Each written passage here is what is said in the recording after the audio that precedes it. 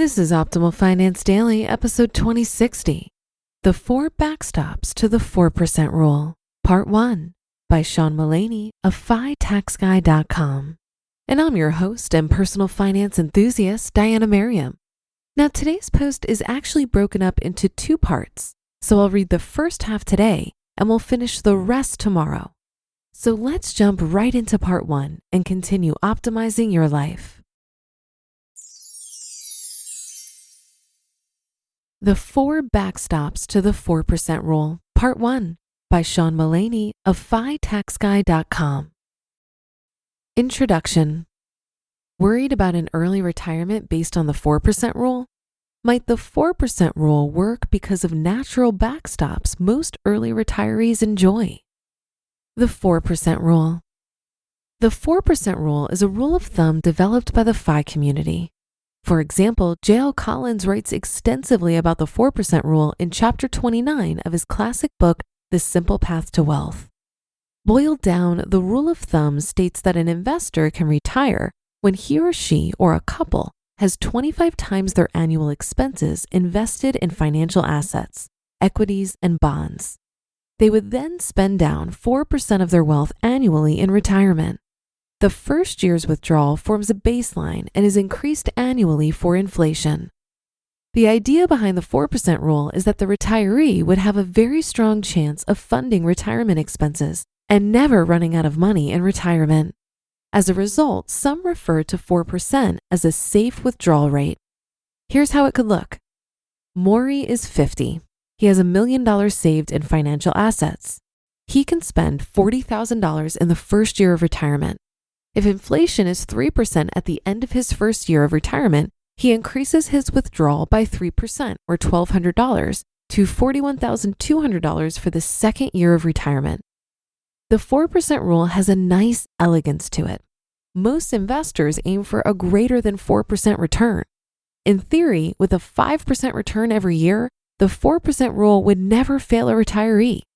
If you spend approximately 4% annually, and you earn approximately 5% annually, you have, in theory, created a perpetual money-making machine and guaranteed success in retirement. The theory is great, but in practice, we know that investors are subject to ups and downs, gains and losses. What happens if there's a large dip in equity and/or bond prices during the first year or two of retirement? What if there are several down years in a row during retirement? As a result of these risks and stock market highs in late 2021, some are worried that the 4% rule is too generous for many retirees. This post adds a wrinkle to the discussion. The 4 backstops to the 4% rule for early retirees. What if worries about the adequacy of the 4% rule for early retirees can be addressed by factors outside of the 4% rule's safe withdrawal rate? And what if those factors quite naturally occur for early retirees?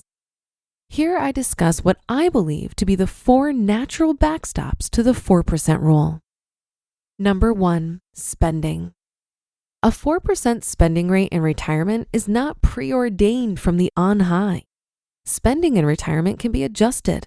Those adjustments can take on 2 flavors.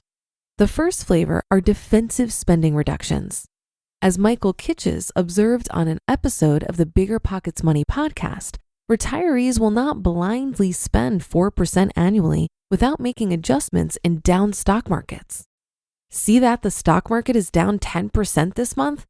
Okay, take a domestic vacation for 6 days instead of an international vacation for 9 days.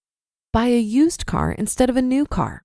Scale down and/or delay the kitchen remodel.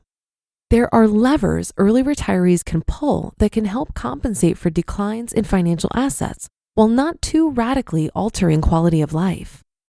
The second flavor is, from a financial perspective, even better.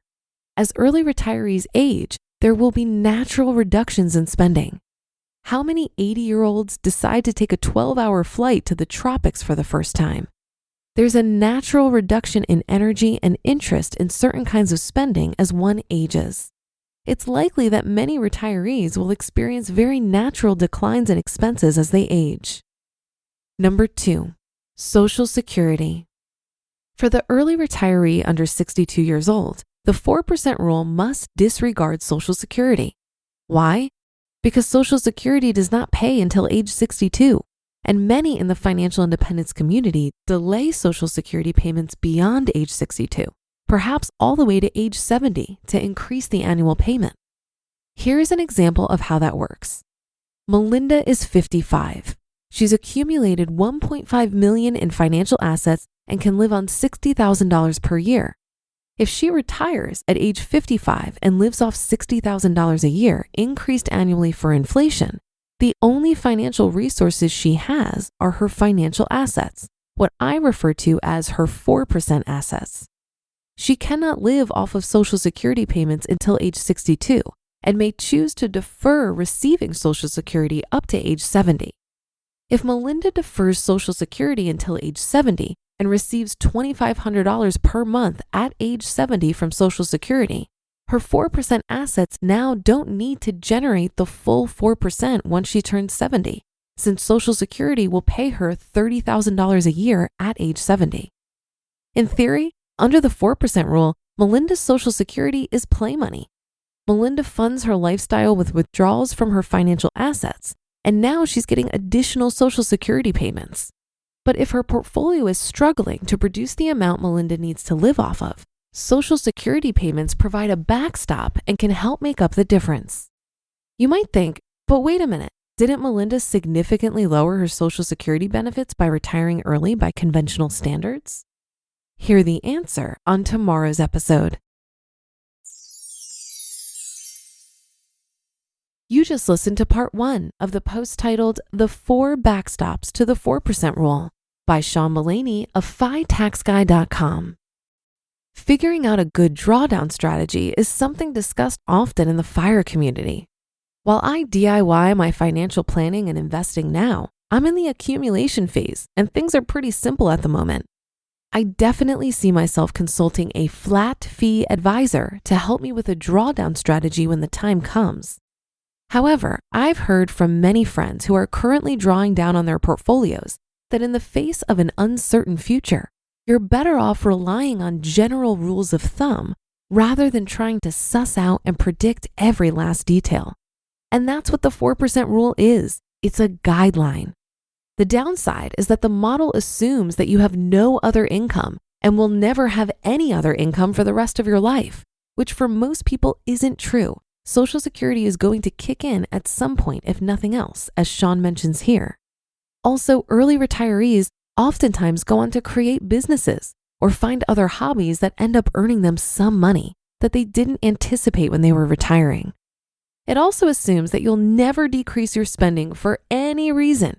It doesn't consider when Medicare kicks in and reduces your healthcare costs, and assumes that your personal rate of inflation will match the overall rate of inflation, which for the frugal among us is laughable. Rather than plan your withdrawals for the rest of your life based on the 4% rule, it makes more sense to have flexibility and refine your retirement plan annually. Some tools that I've heard great things about for modeling include Portfolio Visualizer and New Retirement. That should do it for today. Have a happy rest of your day, and I'll see you tomorrow, where we'll finish up this post and where your optimal life awaits.